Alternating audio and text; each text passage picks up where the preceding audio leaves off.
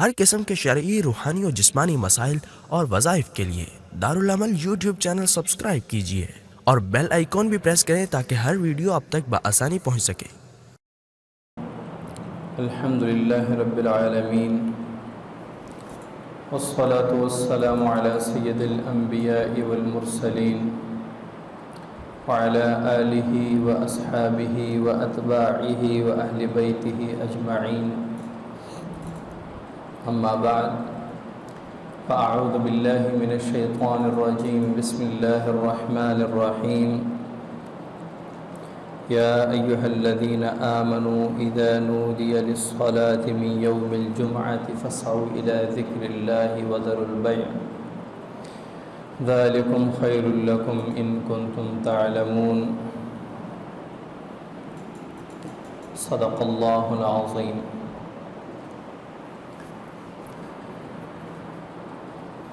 محترم مکرم سامعین ذی احتشام، رمضان المبارک کا بابرکت مہینہ چلا گیا اور شوال کا مہینہ شروع ہے۔ رمضان کے بعد یہ پہلا جمعہ ہے۔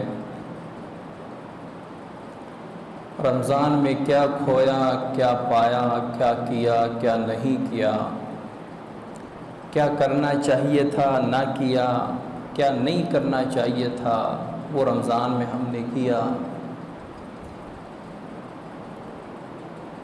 ان چیزوں کی معافی تلافی، ان چیزوں پہ سوچ بچار، یہ اتنا ہی ضروری ہے جتنا رمضان میں اعمال پہ سوچنا ضروری ہے کہ ہم نے رمضان میں کیا کرنا ہے۔ جتنا رمضان میں ضروری تھا ہم نے رمضان میں کیا کیا ہے اتنا ہی اب ضروری ہے، کیونکہ رمضان المبارک ایک ایسا مبارک مہینہ تھا کہ آپ سمجھیں کہ وہ رحمتوں کی برسات کا مہینہ تھا۔ کیا ہم نے اتنی رحمتیں سمیٹی ہیں یا نہیں؟ کیا ہم نے اس انداز میں عبادات کیے یا نہیں؟ کیا رمضان المبارک کی ناقدری تو نہیں ہوئی؟ اس حوالے سے اللہ تعالیٰ سے معافی مانگیں گے۔ رمضان المبارک میں ہم سے کوئی کمی کوتاہی تو نہیں ہوئی، اس حوالے سے ہم اللہ تعالیٰ سے معافی مانگیں گے۔ اگر اعمال اچھے کیے، پورے کیے تو اس پر ہم اللہ کا شکر ادا کریں۔ رمضان کے پورے روزے رکھے تو اس پر ہم اللہ کا شکر ادا کریں۔ یعنی شکر توبہ یہ مسلمان کے ساتھ ہمیشہ چلنی چاہیے کہ میں نے جو نیک اعمال کیے اس پر میں اللہ کا شکر ادا کروں، جو مجھ سے اعمال اچھے نہیں ہوئے اس پہ میں اللہ سے معافی مانگوں۔ اب رمضان المبارک تو آئے گا 1 سال بعد۔ اب اگر کوئی کہے نا کہ اوہو رمضان المبارک کی اتنی برکات تھیں، میں رمضان المبارک کی برکات کو کیوں نہ سمیٹ پایا، رمضان المبارک کی اتنی برکات میں کیوں حاصل نہ کر پایا۔ اب تو رمضان المبارک پورا 1 سال بعد آئے گا، پتہ نہیں مجھے اللہ تعالیٰ اتنی زندگی دے نہ دے، اب میں کیا کروں۔ تو اللہ تعالیٰ نے مسلمانوں کے لیے وقتاً فوقتاً کچھ مہینے، کچھ دن، کچھ راتیں ایسی رکھی ہوتی ہیں، کچھ لمحات ایسے رکھے ہوتے ہیں جو خاص لمحات ہوتے ہیں، جو خاص دن ہوتے ہیں، جو خاص اوقات ہوتی ہیں کہ جن خاص دنوں میں، خاص لمحات میں، خاص اوقات میں وہ تھوڑے وقت میں زیادہ رحمتیں سمیٹ سکتا ہے، وہ تھوڑے وقت میں اللہ کو زیادہ راضی کر سکتا ہے، وہ تھوڑے وقت میں اللہ تعالیٰ سے زیادہ کچھ مانگ سکتا ہے، وہ تھوڑے سے الفاظ سے اللہ تعالیٰ سے بہت سارے خزانے حاصل کر سکتا ہے۔ یہ دن، یہ راتیں، یہ لمحات اللہ تعالیٰ نے پورے سال میں وقفے سے رکھے ہوتے ہیں۔ ان دنوں میں سے، ان اوقات میں سے، ان مواقع میں سے کہ جن میں اللہ تعالیٰ نے مسلمانوں کے لیے مواقع رکھے ہیں مانگنے کے لیے، رحمتیں سمیٹنے کی، ان میں سے ایک جمعے کا دن ہے۔ وہ مبارک دن، وہ فضیلت والا دن کہ جس کے بارے میں اللہ تعالیٰ نے، حضرت موسیٰ علیہ السلام نے اللہ تعالیٰ سے عرض کیا، یا اللہ آپ نے مجھے ہفتے کا دن دیا ہے، یا اللہ امت محمدیہ صلی اللہ علیہ وسلم کو کون سا دن دیا ہے؟ اللہ تعالیٰ نے فرمایا، اے میرے موسیٰ، میں نے اپنے محبوب پیغمبر محمد مصطفیٰ صلی اللہ علیہ وسلم کے لیے اور ان کی امت کے لیے جمعے کا دن منتخب کیا، اور فرمایا کہ وہ جمعے کا دن کہ جس میں مسلمان 2 رکعات، آپ صلی اللہ علیہ وسلم کی امت 2 رکعات پڑھیں گے، وہ آپ کی امت کے 2000 رکعات سے بہتر ہوں گے۔ اب موسیٰ علیہ السلام کی امت کے 2000 رکعات اور آپ صلی اللہ علیہ وسلم کی امت کے 2 رکعات جو جمعے کے دن پڑھے جائیں، وہ ان سے زیادہ بہتر ہے۔ وجہ کیا ہے؟ جمعہ بھی وہی دن ہے، وہی سورج طلوع ہوتا ہے، وہی غروب ہوتا ہے، لیکن یہ تو اللہ کے فیصلے ہیں۔ اللہ کسی نہ کسی دن، لمحے، وقت، مہینے، رات، دن میں کچھ اللہ تعالیٰ ایسا وقت رکھ دیتے ہیں کہ جس وقت میں انسان، مسلمان کے لیے ایک موقع ہوتا ہے بہت کچھ پانے کے لیے۔ جمعے کے بارے میں آپ صلی اللہ علیہ وسلم فرماتے ہیں کہ جمعہ تو مساکین کا روزہ اور مساکین کا حج اور عام مؤمنین کے لیے عید کا دن ہے۔ یعنی اگر کوئی مسکین بندہ، کوئی فقیر ہے، کوئی غریب ہے، کوئی لاچار ہے کہ جو حج پہ نہیں جا سکتا، ہر مسلمان کی تمنا ہوتی ہے کہ میں حج پہ جاؤں، عمرے پہ جاؤں۔ کوئی ایسا مسلمان مجھے نظر نہیں آتا کہ اگر اسے کوئی کہے کہ میں آپ کو حج پہ بھیجنا چاہتا ہوں، عمرے پہ بھیجنا چاہتا ہوں، وہ کہے کہ نہیں میں نہیں جا سکتا۔ وہ تو ایسے مقامات ہیں جہاں پہ شاہ و گدا سب کے جانے کو دل کرتا ہے، سب چاہتے ہیں کہ ہم طواف کعبہ کریں، سب چاہتے ہیں کہ ہم صفا و مروہ میں بھاگیں، سب چاہتے ہیں کہ ہم روضہ رسول صلی اللہ علیہ وسلم پہ حاضری دیں، حال دل سنائیں، لیکن وہاں ہر ایک کا بس نہیں چلتا۔ ابھی رمضان المبارک میں لوگ گئے تھے عمرے پہ، تو کیا پرکیف نظارے تھے۔ وہ حضرات جب بیان کر رہے تھے کہ ہم اس وقت حرم شریف میں جاتے، پھر ساری رات حرم میں رہتے، تراویح پڑھتے، قیام اللیل ہوتا، پھر تہجد پڑھتے، فجر پڑھتے، اس کے بعد اس سے پہلے سحری کرتے حرم میں، سحری کے بعد فجر پڑھتے، فجر کے بعد ہم آتے آرام کرتے۔ مدینہ منورہ کے سین میں جو افطاریاں ہوتی، جو ختم قرآن ہوتے، وہ پرکیف نظارے، ہمارا یہاں دل اچھلتا ہے کہ کاش ہمیں بھی رمضان کا عمرہ نصیب ہو، ہمیں بھی رمضان کی راتیں حرمین شریفین کی نصیب ہوں، ہمیں بھی سحری افطاری حرمین شریفین کی نصیب ہوں۔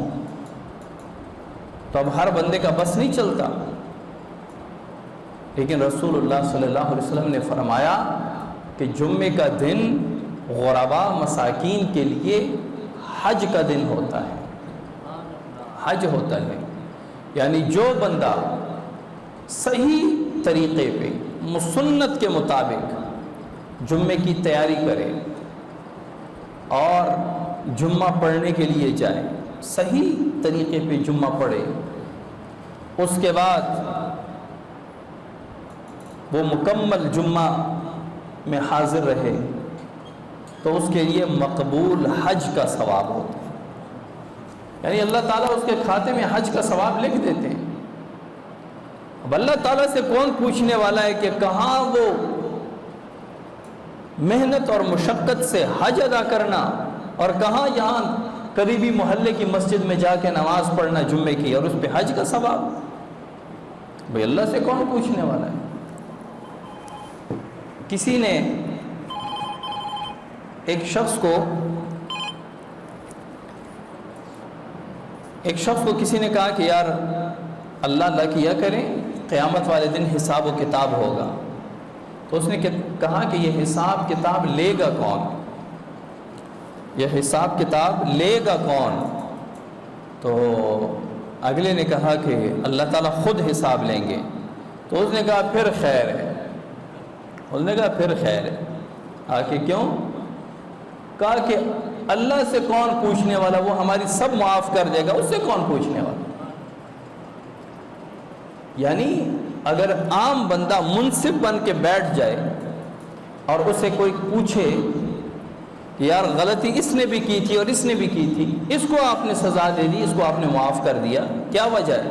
عام بندے سے لوگ پوچھتے ہیں، عدالت میں پوچھتے ہیں، جج سے پوچھتے ہیں، ثالث سے پوچھتے ہیں، جرگے والے سے پوچھتے ہیں، یار یہ فیصلہ آپ نے ایسے کیا، یہ ایسے کیوں نہیں کیا؟ لیکن کہا کہ اللہ سے کون پوچھنے والا ہے کہ یا اللہ غلطی اس نے بھی کی، اس نے بھی کی، اس کو معاف کر دی، اس کو سزا دے۔ اللہ سے کوئی پوچھنے والا نہیں ہے۔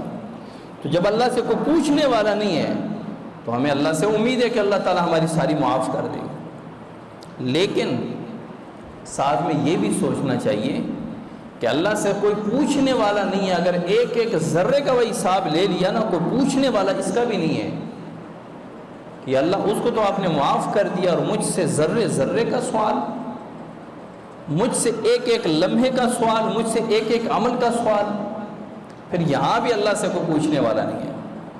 فرمایا نا کہ یہ جو الصمد نام ہے جو اللہ کا، الصمد، یہ بڑا بندوں کے لیے بڑا ڈرانے والا نام ہے۔ ویسے تو اس کا نام ہے اللہ الصمد، اللہ بے نیاز ہے، اللہ کو کسی کی پرواہ نہیں، اللہ کو کسی کی ضرورت نہیں، نہ کسی کے اعمال کی ضرورت، نہ کسی کی مدد کی ضرورت، نہ کسی کی نصرت کی ضرورت، اللہ کو کسی کی ضرورت نہیں ہے۔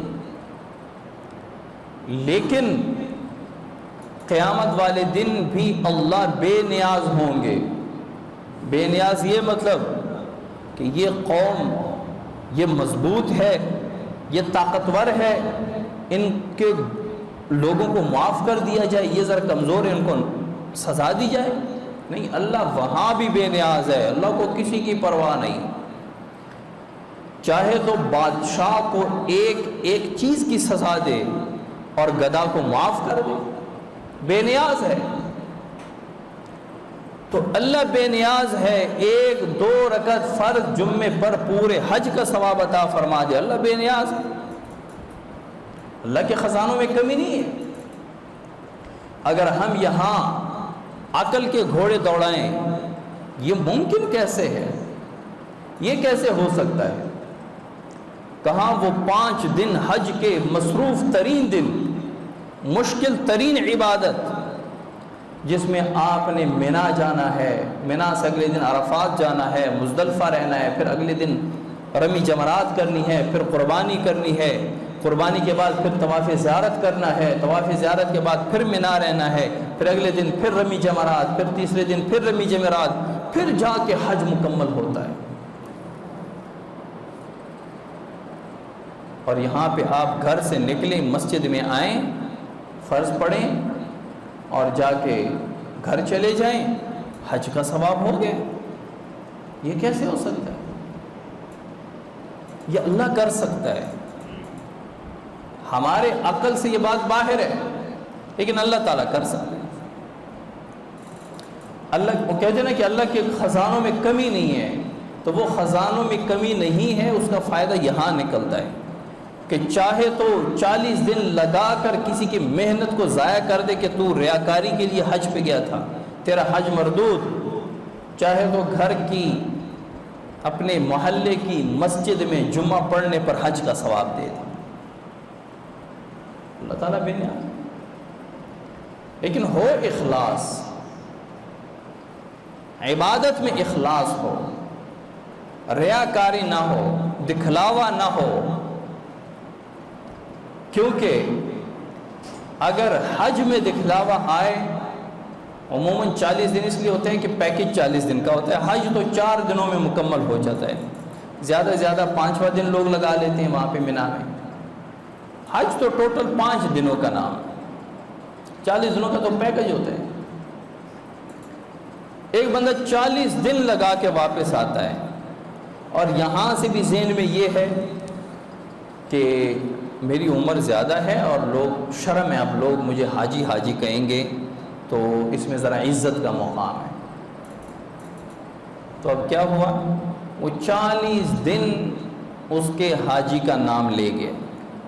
یہ جو اپنے آپ کو حاجی کہلوانے کے لیے وہ حج پہ گیا تھا، سارا چلا گیا.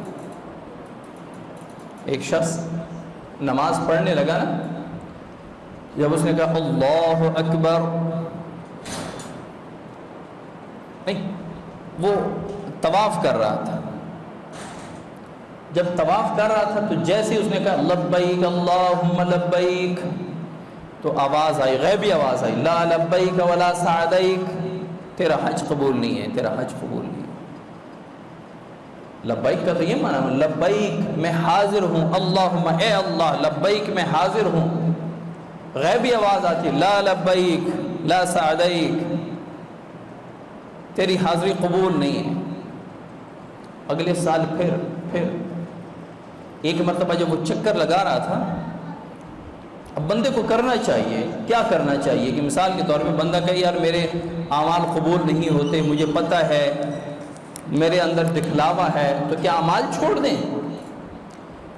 تو ایک مرتبہ وہ شخص طواف کر رہا ہے، اس نے کہا لبیک اللہم لبیک، تو آواز آئی لا لبیک، تیرا حج قبول نہیں ہے. ساتھ والے نے بھی سن لیا، اس نے کہا یہ آواز کہاں سے آ رہی؟ کہا یہ مجھے پکارا جا رہا ہے. کہا کہ کیا کہا جا رہا ہے؟ کہا کہ میں جب بھی کہتا ہوں لا لبیک، تیری حاضری قبول نہیں ہے. فرمایا کہ یہ کب سے ہو رہا ہے؟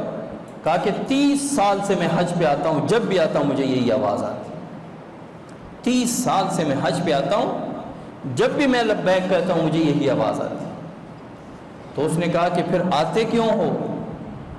جب 30 سال سے آپ کی حج اور حاضری قبول نہیں ہوتی، پھر کیوں آتے؟ تو کیا خوبصورت آواز دی، جواب دیا اس نے.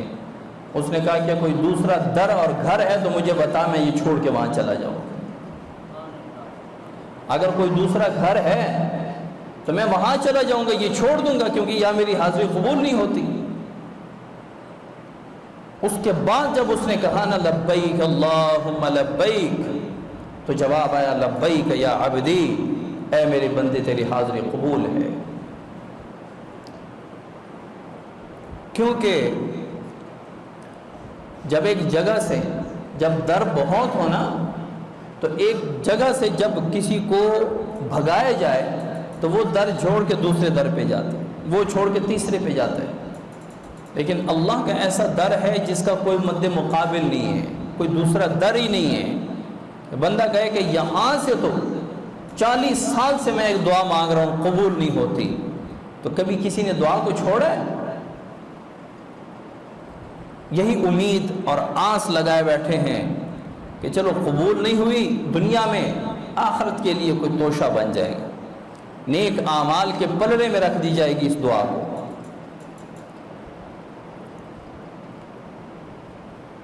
تو اعمال اللہ کے لیے ہوں، اس میں ریاکاری نہ ہو اور اس میں تسلسل ہو، تو ایک وقت آتا ہے کہ اللہ قبول فرما لیتے. ایک بندہ نماز کے لیے کھڑا ہوتا ہے، جیسے ہی نماز اللہ اکبر، اس کو جواب آتا ہے، جب وہ کہتا ہے ایاک نعبد و ایاک نستعین، میں تیری ہی عبادت کرتا ہوں اور تجھ ہی سے مدد مانگتا ہوں، تو جواب آتا ہے کہ تو جھوٹ بول رہا ہے. تو اس نے سلام پھیرا، اپنے آپ کو دیکھا، پھر کہا کہ ہاں میرے گھر میں کچھ مال تھا، میری نماز میں وہ مال میرے ذہن میں تھا، جا کے وہ مال صدقہ کر دیا۔ پھر آیا، پھر نیت باندھی، اللہ اکبر، جب یہاں پہنچا، ایاک نعبد و ایاک نستعین، میں تیری ہی عبادت کرتا ہوں، تجھ سے مدد مانگتا ہوں۔ پھر آتا ہے کہ تو جھوٹ بول رہا ہے، اپنے آپ کو دیکھا، بڑے رنگین کپڑے پہنے ہیں، بڑا اعلیٰ سوٹ پہنا ہے، گھر گئے کوئی سادہ سا سوٹ پہنا اور یہ صدقہ کر دیا۔ کرتے کرتے آخر میں جب آیا اور اس کے بعد اس نے کہا ایاک نعبد و ایاک نستعین، اب فرمایا، جواب آیا کہ اب تیری نماز قبول ہوئی۔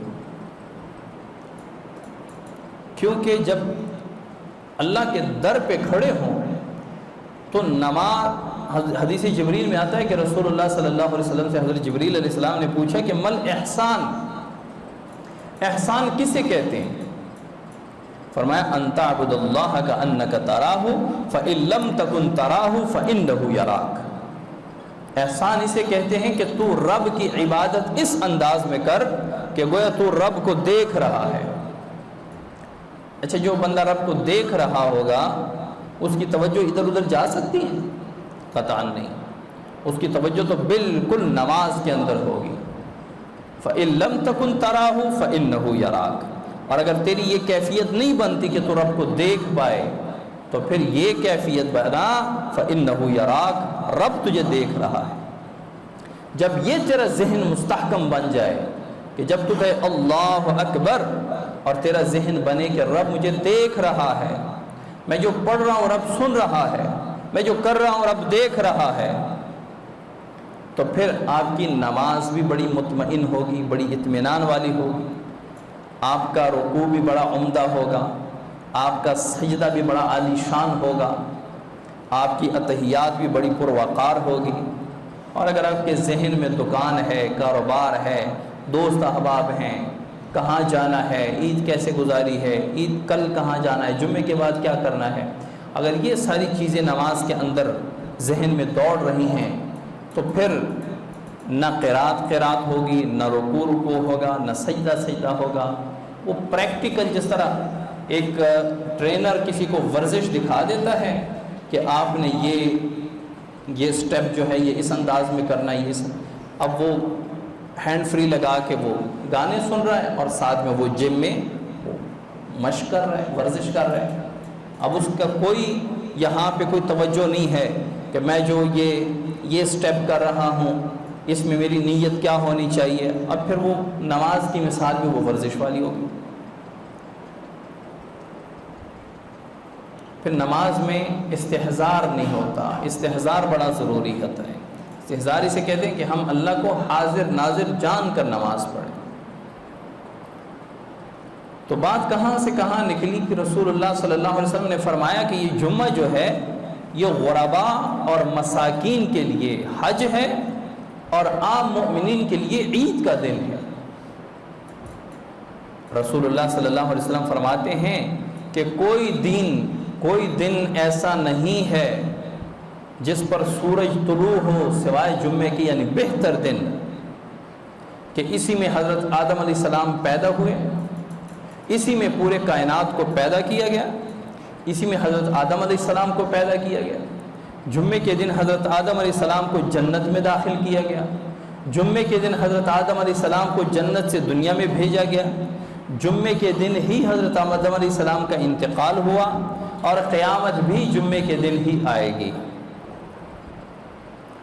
اتنا عظیم دن ہے، اتنا مبارک دن ہے، اور فرمایا کہ جمعے کے دن ایک گھڑی ہے، ایک لمحہ ہے، ایک وقت ہے کہ جس وقت مومن اللہ سے جو کچھ بھی مانگے، اگر دنیا میں اس کے مقدر میں لکھا ہوگا تو اللہ تعالیٰ اس دعا کی برکت سے ضرور عطا فرمائے، اور اگر دنیا میں اس کے مقدر میں نہ ہو، مثال کے طور پہ ایک بندے کی اولاد اللہ تعالیٰ نے مقدر میں لکھی نہیں ہے لیکن وہ اللہ سے اولاد مانگ رہا ہے۔ اب یہاں پہ سوال ہوتا ہے کہ یار اللہ تعالیٰ دعا قبول فرماتے ہیں، میں اولاد مانگ رہا ہوں، اللہ تعالیٰ نہیں دے رہے۔ اب تقدیر میں اس کے لیے اولاد نہیں ہے، وہ اولاد کی دعائیں مانگ رہا ہے، لیکن اللہ تعالیٰ اتنے قدردان ذات ہیں کہ اس کی یہ دعا ضائع نہیں جائے گی۔ جو کچھ وہ مانگ رہا ہے اس سے بہت بہتر عطا فرمائیں گے اس دنیا میں، یا بہت بڑی مصیبت ٹل جائے گی اس دعا کی برکت سے، یا اس کو اللہ تعالیٰ نیک اعمال کے پلڑے کے لیے محفوظ فرما دیں گے، اور جب قیامت کا دن ہوگا تو اس دعا کو اللہ تعالیٰ اس میں نیک اعمال کے پلڑے میں رکھ دیں گے،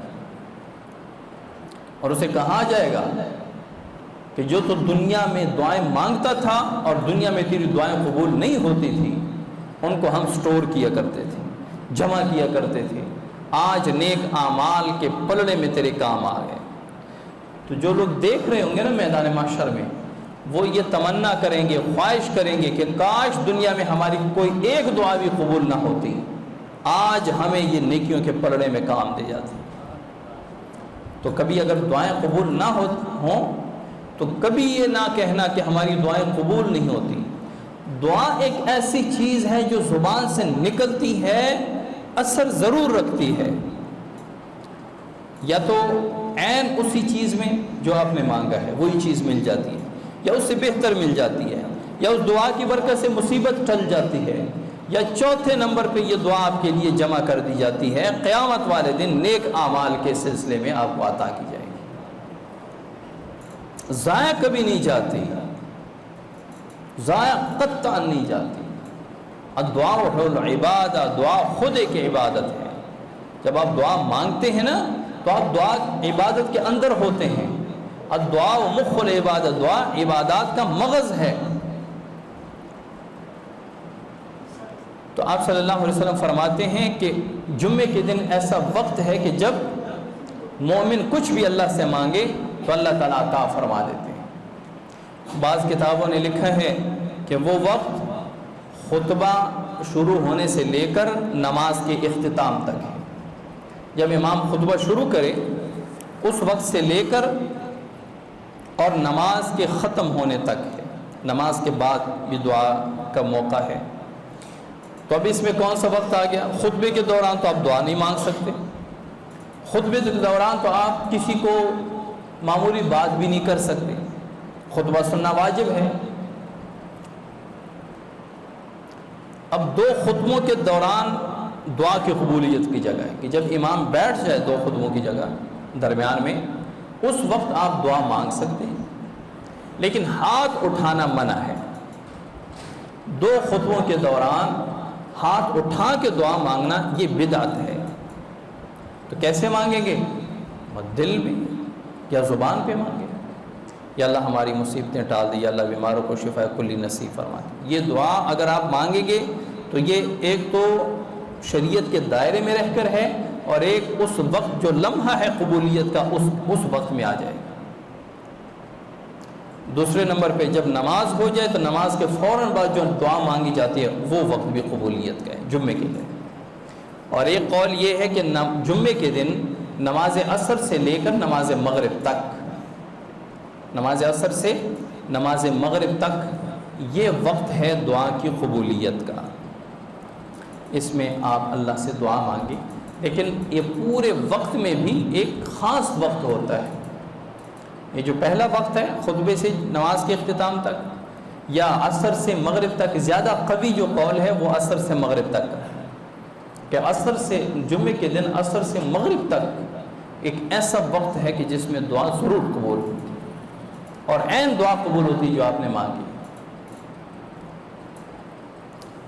اور لوگ عصر جو جمعے کے دن عصر کی نماز کے بعد کا جو وقت ہے وہ ضائع کر دیتے ہیں۔ ہمارے اکابرین علماء بزرگ حضرات وہ جمعے کو خاص وقت دیا کرتے تھے، عبادات کو، دعاؤں کو مانگتے تھے، اللہ سے ذکر کیا کرتے تھے۔ حضرت شاہ ولی اللہ محدث دہلوی رحمۃ اللہ علیہ نے فرمایا کہ مومن کو چاہیے کہ ان دونوں اوقات کو قیمتی بنائیں، چاہے وہ نماز کا وقت ہے خطبے سے نماز تک، یا چاہے وہ عصر سے مغرب تک کا وقت ہے۔ جمعے کے دن کم از کم یہ دو وقت مختص کر لیں دعا کے لیے، اللہ تعالیٰ سے بار بار مانگیں، زیادہ سے زیادہ مانگیں اپنے لیے، گھر والوں کے لیے، لیکن خطبے کے وقت نہیں۔ ایک تو جمعے کے اپنے آداب ہیں، احکامات ہیں کہ جب خطبہ ہو رہا ہو اس وقت سنتیں بھی نہیں پڑھنی، سنن بھی نہیں پڑھنے، جیسے امام خطبے کے لیے کھڑا ہو گیا، اب آرام سے، سکون سے، ادب سے بیٹھنا ہے، صرف خطبہ سننا ہے۔ تمام خطبات کا سننا واجب ہے۔ اب نکاح کا خطبہ جو ہے وہ مسنون ہے، لیکن سننا اس کا واجب ہے۔ خطبہ نکاح جو ہے اس کا سننا واجب ہے۔ اسی طرح جمعے کا خطبہ، عیدین کا خطبہ، ان کا سننا واجب ہے۔ اکثر لوگ جب جمعے کے لیے آتے ہیں، جیسے ہی اندر داخل ہوتے ہیں، کچھ لوگ ابھی سنتیں پڑھ رہے ہیں تو فوراً جلدی اپنی جان چھڑانے کے لیے فوراً سنتوں کی نیت باندھ لیتے ہیں۔ اندازہ لگانا چاہیے کہ اگر میں سنتوں کی نیت باندھ، اگلی صفوں والے یا درمیان میں کچھ لوگ نماز اگر پڑھ چکے ہیں یا آخری اتحیات میں بیٹھے ہیں، تو اس کا مطلب ہے کہ میں اب 4 رکعت نہیں پڑھ سکتا۔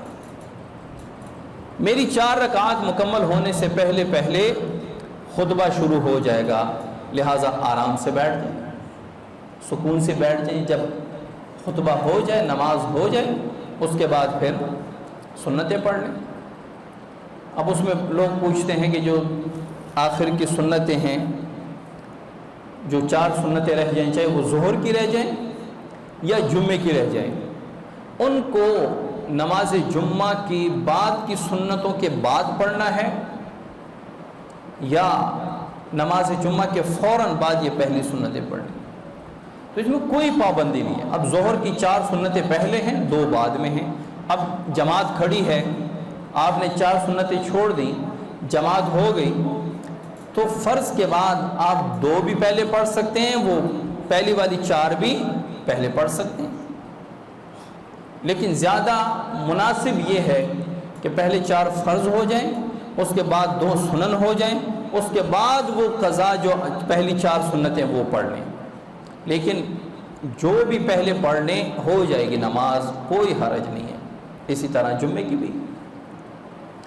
تو یہ جمعے کا ایک ادب یہ ہے کہ جب آپ مسجد میں انٹر ہوں، دیکھیں کہ خطبہ شروع ہونے یا اذان شروع ہونے کو وقت کم تو نہیں۔ اگر کچھ لوگ سنتیں پڑھ کے بیٹھے ہیں تو اس کا مطلب ہے کہ اب 4 سنتیں نہیں پڑھ سکتے، اب بیٹھ جائیں آرام سے۔ اور دوسرے نمبر پہ لوگوں کو پھلانگ کے نہ آئیں۔ یہ جو لوگ بیٹھے ہوتے ہیں اور ان کے کندھے پھلانگ کے آگے آتے ہیں، پہلے تو کوشش ہر ایک یہ ہونی چاہیے کہ اگلی صف کی طرف کوشش کریں، اگلی صف مکمل ہو، اس کے بعد پیچھے صف بنائیں۔ ہوتا یہ ہے کہ مسجد کبھی بھر جاتی ہے تو پچھلے لوگ یا تو کھڑے رہتے ہیں یا پھر لوگوں کو پھلانگتے ہوئے آتے ہیں، یہ سخت گناہ ہے۔ جمعے کی نماز کے لیے صفوں کو پھلانگنا اور آگے جانا یہ گناہ ہے، منع ہے، نہیں کرنا چاہیے۔ تو شاہ ولی اللہ محدث دہلوی رحمۃ اللہ علیہ فرماتے ہیں کہ وہ مقامات جو ہیں وہ وہی مقامات ہیں کہ جو نماز اور خطبے اور نماز تک ہیں یا عصر سے مغرب تک ہیں۔ اللہ تعالیٰ عمل کی توفیق عطا فرمائے، سنتیں پڑھیں۔